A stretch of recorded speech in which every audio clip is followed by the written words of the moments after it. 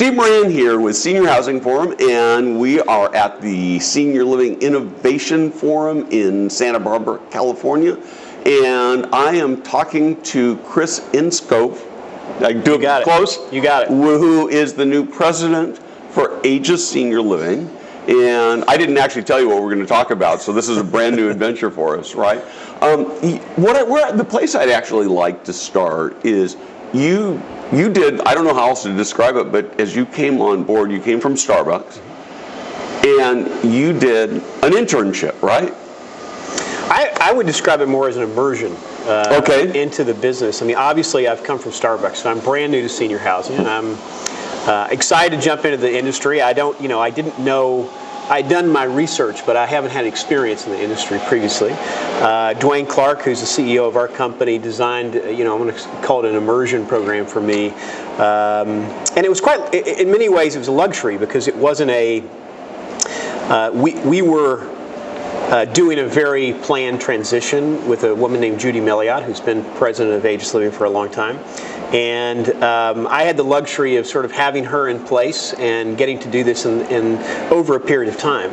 And for the first, basically 4.5, 5 months I've been at Aegis, I have spent a lot of time traveling up and down the West Coast, visiting each of our 32 communities, but most importantly, working as a care manager in each of those communities.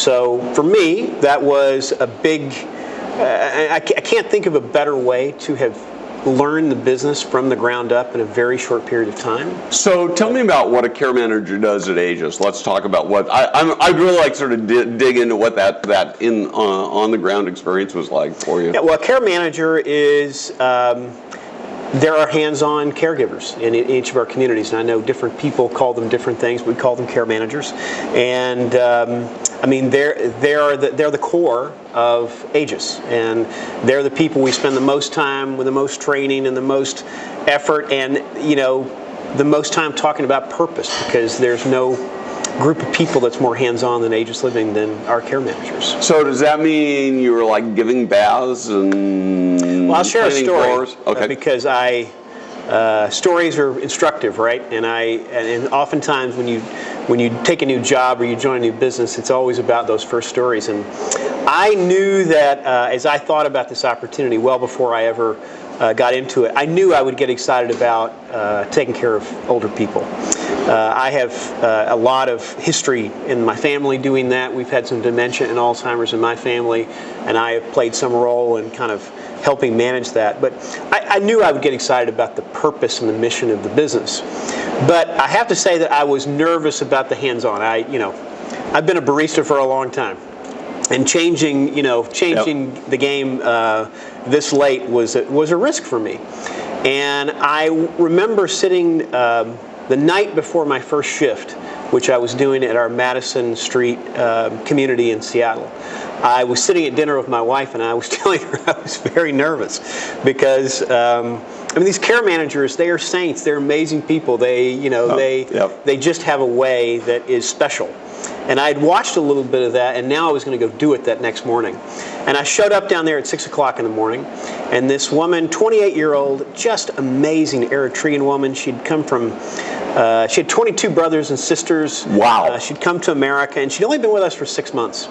She didn't know who I was or care, and she took my hand at 6 o'clock in the morning, and we just started going room to room, kind of in the Aegis philosophy of getting people up, at the right time, early, getting them out of bed, getting them dressed, taking them to the bathroom, getting them showered, and then really holding their hand and walking them down to breakfast. And within the first hour, now I don't know if I was supposed to be with Helen that day, but she was my angel. I mean, she really took the time to teach me. She showed me.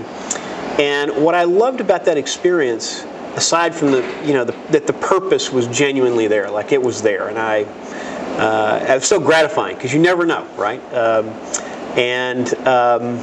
What I loved about her, and now that I've seen other care managers, the thing they're so good at, right, is they're caring, they're compassionate, they're loving, they're sympathetic, they're all those things that we want them to be, we expect them to be, but also they're firm, right? They're going to help you get up and engage the day. And the Aegis philosophy has always been, hopefully you get up in the morning and you get out the door and you don't come back really to your apartment until the day's over, because we're going to keep you engaged all day.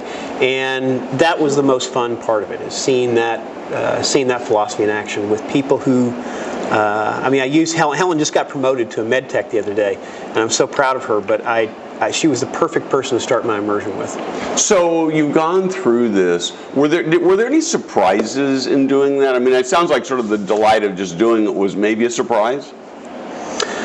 Oh, there are many. I mean, I suppose that there are many surprises, but the one that I would probably put the most focus on is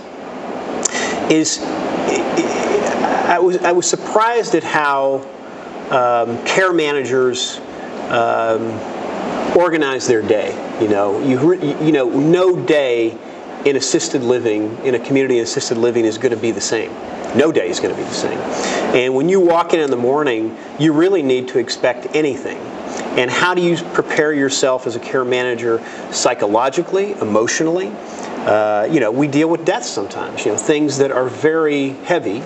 And it's part of our job, especially at Aegis, where we do a lot of transitional care. For better or worse, is not unusual.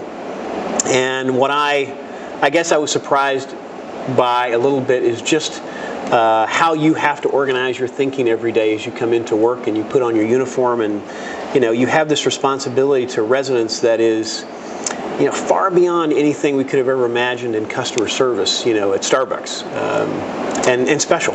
Well, what I love about that is that I think that we tend to have this sort of simplified, even when we're in this sort of simplified view of our frontline care workers as being almost very simple machines, and it's actually a very complex job that takes a lot of thinking and a lot of heart to do it well.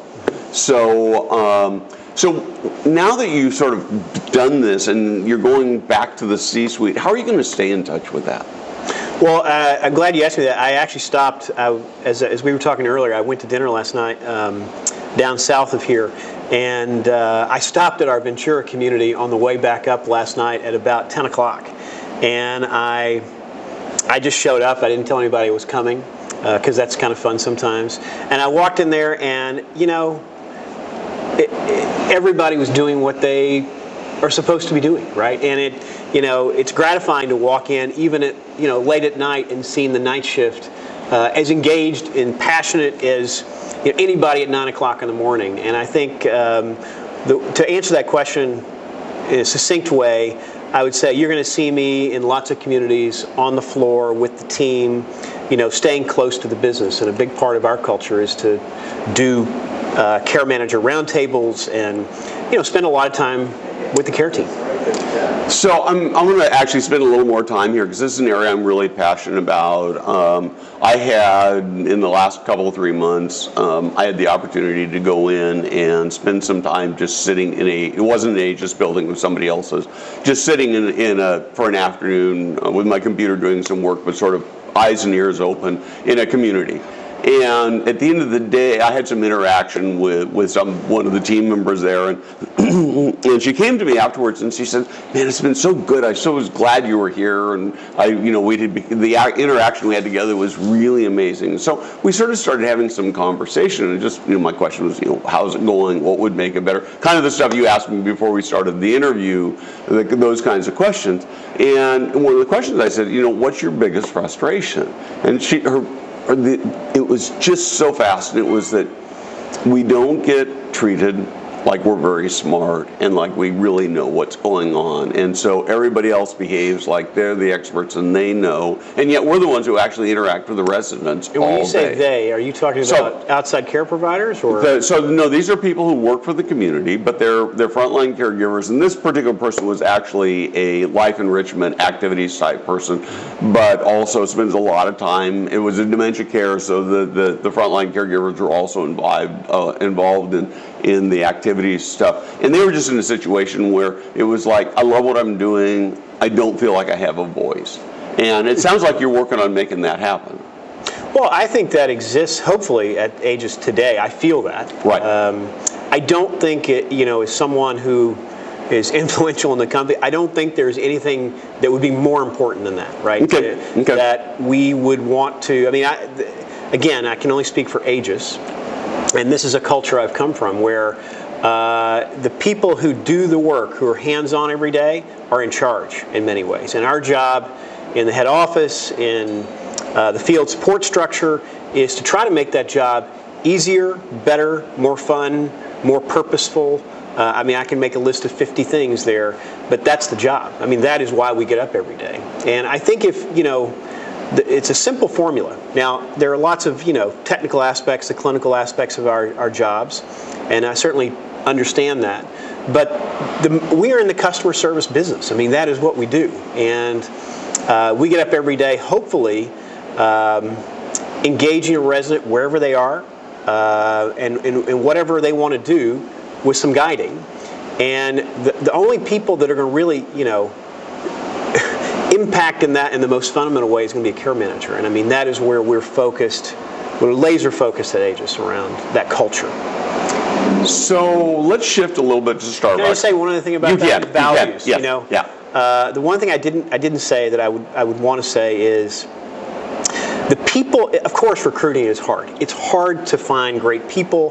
That's true no matter what business you're in, and particularly in our business, because this is hard work. It's difficult work. It's emotional work, and I have just been. I have been incredibly just in awe of the people that we've been able to recruit into this business because of their values. And I think, whether you've met somebody who's got the value set that's going to match your culture, but also match, what we do. I mean, the responsibility we have every day. And I think that's a beautiful thing. And that's the hardest part of culture, right? Is finding the values. And we've somehow been able to do that. And that's where we're going to get a lot better over the years. So coming in from Starbucks, which is, world known for the culture, what do you see from the, fresh view that we could learn from Starbucks based on what you've seen so far? I mean, the biggest challenge in culture, right, is scale. Right. Starbucks grew very quickly. I mean, I joined the company when it had, I think a little less than 1,000 stores, which at the time we just thought that was gigantic. And when I left 16 years later, we had 30,000 stores at Starbucks. And as you can imagine, when you're scaling that quickly, it is hard to hold on to the special sauce, right? What is it? And Starbucks was a very people-focused, frontline-focused, culture-driven organization. And we struggled at many times. I mean, we learned a lot of lessons about scale, and if what you're selling is your secret sauce, your one-to-one, engagement, you've got to be very, very careful. So I don't know if I can answer the question specifically yet that you asked me, but what I would say is I'd go back to what we just talked about, is that we've got to make this industry and these jobs very attractive. One of the things I'm most excited about is engaging young people in this business, right? I feel like I said this yesterday, and I hope I didn't offend anybody in the room. I said, despite the fact that many of you have been doing this for 20, 30 years, I feel like I'm excited to come in, and I feel like I'm in the first chapter, right, of this business, because so much of what's going to happen in senior care is going to happen in the next 10, 15, 20 years. I mean, it is an inflection time. So one of the things that I really admire about Starbucks is they really made making and serving coffee cool. And we believe, I think rightly so, that caring for seniors, and it's a societal problem, but the caring for seniors is not so cool. So I don't know how I ended up, but there's a Starbucks employee Facebook group that's huge, and somehow I ended up in it. And of course, that does not surprise me, Steve. And I'm just a lurker, but it is the passion that I see. And people, there are lots of frustration that they express towards customers and sometimes to the company. But what comes through more than anything else is this clear passion for being a Star Trekkie. I don't know what the right term is, but for working for the organization. I mean, they love it. How do we get that in our industry? Well, that's the irony here, and I just love that you asked me that. So, At Starbucks, we convinced a lot of people over a lot of years that if you're going to get up in the morning and you're going to go to work, and we all have to do that, right? I mean, I've accepted that as a reality. You might as well do something that is worth doing. And at Starbucks, we thought that was, I used to tell people I couldn't even talk to my family without coffee and first thing in the morning. And a lot of people like that, right? People are most vulnerable in the morning before they've had their coffee. And at Starbucks, we thought that, we had the opportunity to impact your day in a small but really important way. And it had a purpose behind it. In this business, and this is why I'm so excited to be here, this is real purpose. This is like life-changing purpose. And I joke about, I have 2 young kids, and I often joke that, they're not always as appreciative of maybe as parents, we all know that they're not always as appreciative as maybe we'd like them to be at times of things we do. But in this business, the tiniest things are life-changing. And I think that is a giant opportunity. And to be very clear about your question, this is a truly purpose-driven industry. I mean, if you're passionate about it, there's unlimited opportunity. And going back to what we were saying earlier, we have got to, I think, show people, it's a little bit like retail 20 years ago. This industry is getting ready to go through a giant, it's already been in a big growth curve, but a true giant growth curve, with so many people needing care over the next 10, 20 years. If you were young and you were thinking about, your career options, and you were ambitious and you had desire to, have a lot of responsibility one day or run a company or whatever it is, this is the business, because A, you're going to work in healthcare no matter what. 6 out of 10 of us are going to do that. And this has got enormous, enormous purpose to it, with relationships that you'd never get as a nurse in an emergency room, or, some of the other options for you in healthcare. And you're going to, this is gratifying, right? This gives you go home at night, you may be tired, you may be emotionally drained, but you're going to know you made a big difference in someone's life. And I don't think it will be hard to recruit people over time. And I actually think we're going to have some tailwinds, because this millennial generation, and we study them very hard at Starbucks, they are purpose-driven, unlike maybe a generation since the greatest generation. And I think they're going to be looking for industries like ours to invest their time. And I think we're going to have more tailwinds than we think if we engage them on this purpose piece.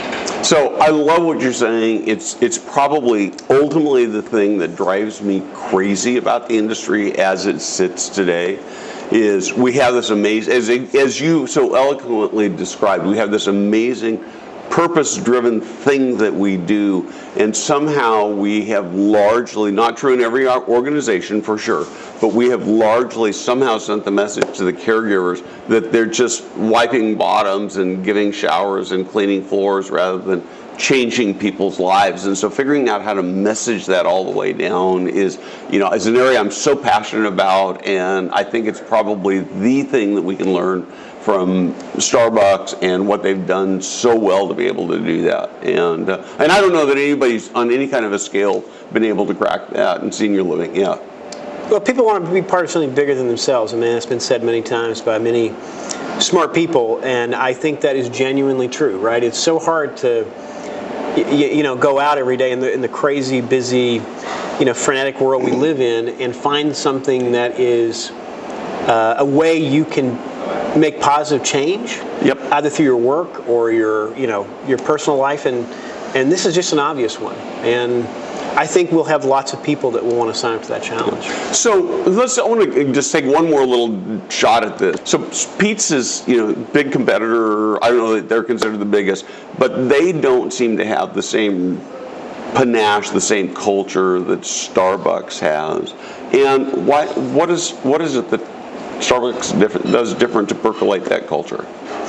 Well, that's a hard question, because I think cultures are, they're difficult to always understand the nexus of. I think that a lot like many companies here, they've had very strong founders who, in the very, very beginning days of the company, and Dwayne in our case, laid down with clarity his philosophy around what's most important. And we identified servant leadership as very, very early in the history of the company, as I understand it, and I've seen it now, as kind of how we're going to work. And that was very much a deliberate decision to make the care manager the focus of our work.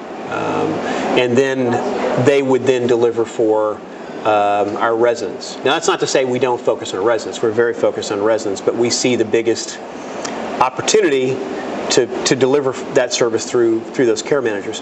And I think that that early imprinting of values, it feels a little bit cliche to say that we care for people, but there are people who really care and there are people who don't. And you can always tell. And I used to walk into a Starbucks store and I used to say, you can feel whether this is right or not. And I have that same impression, certainly in senior living and certainly at Aegis, where if you walk into a community, within 5 minutes whether that community is in a good place and that people care. And I know that our residents' families can tell, and our residents certainly can tell, obviously. So I think it's just early imprinting, and then the consistency of leadership and getting the people who are influential in that company to be consistent around sticking with it. And then I think being very close to the front line. At Starbucks, we certainly did this, and at Aegis, we're absolutely connected to that front line a lot, and we're alongside them, and we're listening. I mean, I could say 50 other things around that question, but I think that's the core of it. Cool. Well, listen, we've gone 30 minutes, which I won't be able to, I'll have to parse through anyway, so I'm going to stop and save it to do the rest of it another time.